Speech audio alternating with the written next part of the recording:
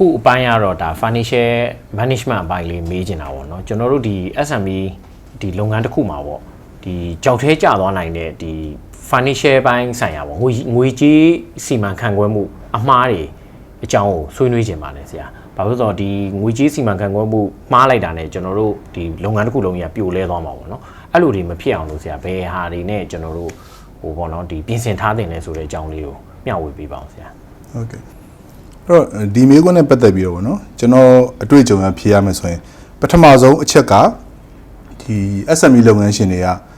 ကိုယ်ပိုင်သုံးစွဲငွေနဲ့လုပ်ငန်းအတွက်သုံးတဲ့ငွေနဲ့ကိုရောထားတယ်လုပ်ငန်းနဲ့နှိုက်ပြီးတော့သုံးတယ်နော်ဒါကလည်းဒါတစ်ချက်ပေါ့နောက်တစ်ချက်ကကျတော့ဒီ cash flow နဲ့ပတ်သက်ပြီးတော့ငွေဝင်ငွေထွက်ခံမှန်းထားတာမရှိတော့ငွေလိုတာပိုတာတွေကိုတခါတလေနောက်ဆုံး last minute နောက်ဆုံးအချိန်ကျမှသိရင်လေဒါစီမံခန့်ခွဲမှုအတွက်အခက်အခဲဖြစ်နိုင်တယ်နောက်တစ်ခုကကျတော့လုပ်ငန်းတိုးချဲ့တာဟုတ်ကဲ့လုပ်ငန်းတိုးချဲ့ရင်ရင်းနှီးမြှုပ်နှံငွေလိုတယ်နောက်တစ်ခါလှည့်လည် capital လိုတယ် working capital လို့ခေါ်တာပေါ့ဟုတ်ကဲ့ inventory တိုးလာမယ်နော်ကုန်ပစ္စည်းတိုးလာမယ်အကျွေးပမာဏနော် credit sale ပေါ့နော်အကျွေးရောင်းတာတိုးလာမယ်အဲ့ဒီပတ်စံနဲ့ကြိုးရှာထားမယ်အဲ့လိုရှာထားမှန်မသိပဲနဲ့လုပ်ငန်းကိုစိတ်ကူးလေးရှိသလိုတိုးရဲဆိုရင်ဒါ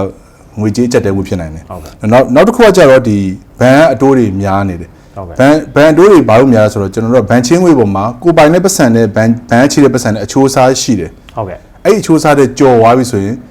ဘဏ်ကိုပေးရမယ့်အတိုးကများလာပြီဟုတ်ကဲ့အမြတ်ရအောင်မရှာနိုင်ဘူးဆိုရင်အဲ့ဒီမှာဒုက္ခရောက်နိုင်တယ်အဲ့ဒါကြည့်နောက်တစ်ခါနောက်ဆုံးတစ်ခုကကျတော့ product ရဲ့ cost ကိုမသိတာထုတ်လုပ်မှုဈေးကိုမသိတာဟုတ်ကဲ့နော်ကုန်တယ်ဆိုရင်လည်းသူ့ရဲ့ကုန်ကျစရိတ်ပေါ့မသိတဲ့ခါကျတော့ကျွန်တော်တို့က product တစ်ခုရောင်းတော့ရောင်းတယ်ဘယ်လောက်မြတ်လဲဆိုတာလုံးဝချင်းကြိုးမသိဘူးဟုတ်ကဲ့အဲ့တော့သူ့ရဲ့ price ကိုသိတော်ရဲ့ price သူမခံမနိုင်ဘူးနောက်တစ်ခုကလုပ်ငန်းမှာပုံသေးဈေးရှိတယ်ပြောင်းလဲဈေးရှိတယ်ဟုတ်ကဲ့ပြောင်းလဲဈေးဆိုတာအယောင်ကျရင်ကျသွားပြီလေပုံသေးဈေးကအယောင်ကျသွားလဲမကြောက်ဘူးအဲ့တော့သူကတော့ငြိမ်နေတယ်တက်လည်းမတက်ဘူးကြာလည်းမကြောက်ငြိမ်နေတယ်အဲ့တော့လုပ်ငန်းရှင်ကဒီပုံသေးဈေးကိုကာဖို့အတွက်အမြတ်ကိုရှာမှာပထမဆုံးရတဲ့အမြတ်ကထားပုံသေး300ဆိုရင်သူက300ရောက်အရင်ရှာရမယ်ဒါကိုကြော်မှအမြတ်ထွက်မှာလေဟုတ်ကဲ့အဲ့တော့အဲ့ဒါကိုကျွန်တော်တို့က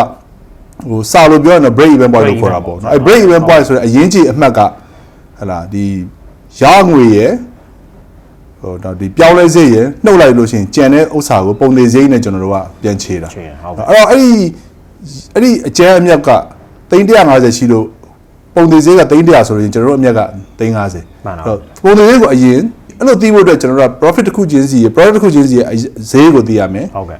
ဟလာသူ့ရဲ့ cost ကိုဈေး cost လို့ခေါ်တဲ့ဈေးကိုသိရမယ်သူ့ရဲ့ရငွေ price ကိုသိရမယ်ဟုတ်ကဲ့အဲ့ဒီနှစ်ခု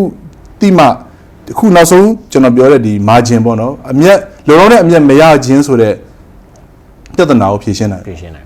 ဒါ SME လုပ်ငန်းရှင်တွေအများစုကြုံနေကြဒီ financial ပေါ့နော်ဘဏ္ဍာရေးစီမံခန့်ခွဲမှုကြောင့်ဖြစ်လာတဲ့ဒီပြဿနာတွေပေါ့ရင်ဆိုင်ရတဲ့ပြဿနာတွေဟုတ်ကဲ့အဓိကအကြောင်းရင်းကတော့เนาะဆရာရှေ့မှာပြောခဲ့သလိုပဲဒီ financial knowledge ပေါ့เนาะဒီ knowledge မရှိခြင်းရဲ့ပြဿနာပေါ့ဒါတွေရှိလိုက်လို့ရှိရင်ဆရာပြောတဲ့ဟာတွေအကုန်လုံးကိုကျွန်တော်ကြိုပြီးတော့ဟိုဆရာပြောလို့ management နဲ့ ownership နဲ့ management ကိုခွဲเนาะဒီလုပ်ငန်းပတ်စံကိုယ့်ရဲ့ personal ဒါမျိုးတွေခွဲပြီးနောက် financial plan တွေကျွန်တော်တို့လိုက်ပြီးတော့လောက်ထားမယ်ဆိုရင်တော့เนาะဒီ risk ကိုကျွန်တော်တို့ကာကွယ်နိုင်တာပေါ့ဟုတ်တယ်အဲ့တော့ကျွန်တော်တခုထပ်ပြီးပြောချင်တာအဲ့အတတ်ပညာတအားခက်ခဲတဲ့ပညာလည်းမဟုတ်ဘူးဟုတ်ကဲ့အချိန်လည်းအများကြီးမကုန်ဒါပေမဲ့အဲ့ဒီဟာကမရှိမဖြစ်အရေးကြီးတယ်ဆိုတာကိုဒီပြောနော်အကြံပေးတဲ့လူပြောတဲ့လူဒီနဲတယ်လို့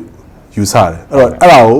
သတိမထားမိကြဘူးပေါ့နော်အဝယ်ရမဖြစ်ဘူးပေါ့ဟုတ်ကဲ့ဒါကြောင့်မို့ဒီနောက်ဆက်တွဲတွေဖြစ်တယ်လို့ယူဆတယ်ဟုတ်ကဲ့ဆရာပြောလို့တိတ်မခတ်ဘူးဆိုတော့အရင်မခတ်ခဲဘူးဆိုတော့ဒါ founder တိုင်းလုပ်ငန်းရှင်တိုင်းလေ့လာလို့ရတဲ့ပညာတစ်ခုပေါ့နော်ဟုတ်တယ်ပြီးတော့အဲ့ဒါမတက်ဖ ೇನೆ လုပ်ငန်း